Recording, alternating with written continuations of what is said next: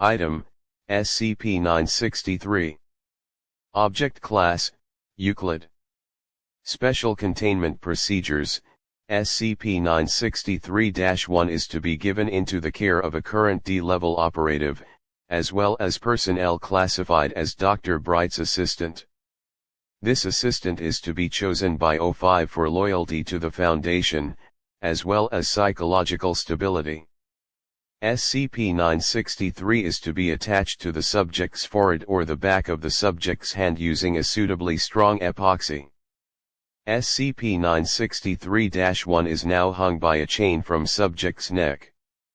963-1 is not allowed to be hidden upon the subject's body. Any attempt to do so will be met with lethal force. If the current D-level subject exceeds a 30-day lifespan, they are to be executed and a new subject chosen to wear 963-1. By order of O5, any body SCP-963-1 is installed upon is given a stay of execution until it passes on of natural causes, or 963-1 is transferred to a new host. Attention! As of 12/13, 963-1 is not allowed in proximity of any Euclid or Keter-class humanoid SCPs. This directive is to be enforced lethally. Rescinded, O5-6, O5-8, O5-9. Attention! As of Incident 239B Klefkondriki, SCP-963-1 is not allowed at Site-17 without the express permission of 3 O5s. Violations are to be met with lethal force. Rescinded, O5-6, O5-8, O5-9. Description: SCP-963-1 is an ornate amulet approximately 15 cm in circumference made from white gold, with 13K brilliant cut diamonds surrounding a K oval cut ruby in a starburst pattern. It was discovered in the personal effects of who had been found dead by apparent suicide, surrounded by a number of supernaturally related books.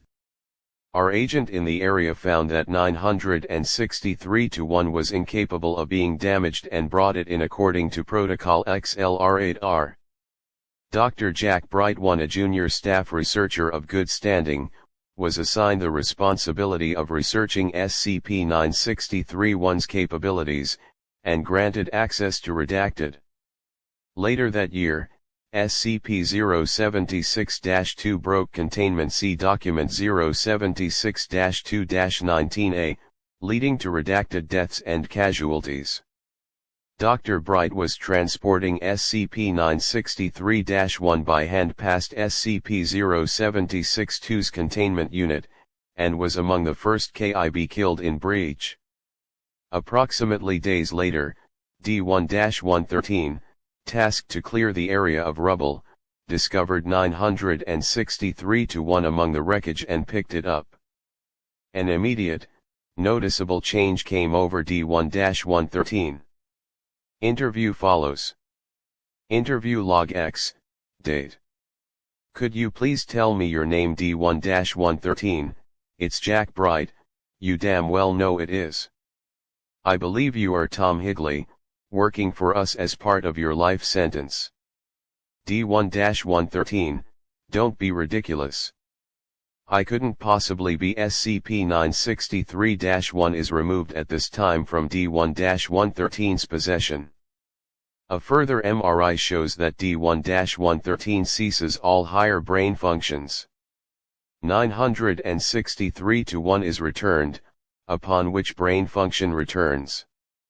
Dr. Bright, D1-113, what? We appear to have a problem. After much experimentation, it has been discovered that when any living anthropoid comes into direct skin contact with SCP-963-1, the mind of the subject is wiped, and that of Dr. Bright is projected from 963-1 onto the subject. It is known that memories native to Dr. Bright transfer from host to host. If a subject maintains contact for 30 days, their brain functions become a duplicate of the late Dr. Bright's.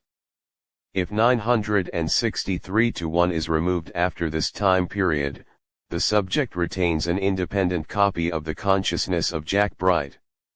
Sanctions were put in place to prevent multiple instances of Dr. Bright from being created to prevent Dr. Bright from collaborating with himself. However, it was found this was not necessary, as Dr. Bright has proven thoroughly dedicated to the Foundation and its cause.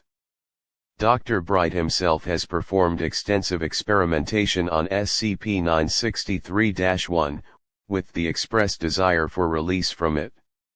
Interviews with Dr. Bright indicate that killed himself in the process of empowering SCP-963-1, and was therefore never able to slave his own consciousness to the amulet.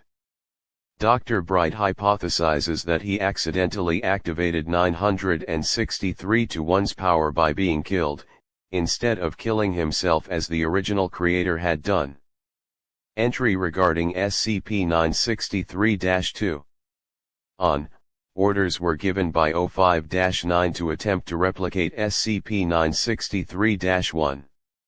All attempts met with failure until SCP-963-2, at which point subsequent data expunged. All information regarding SCP-963-2 is classified Level 5. Anyone attempting to access further information about SCP-963-2 without Level 5 clearance will be terminated.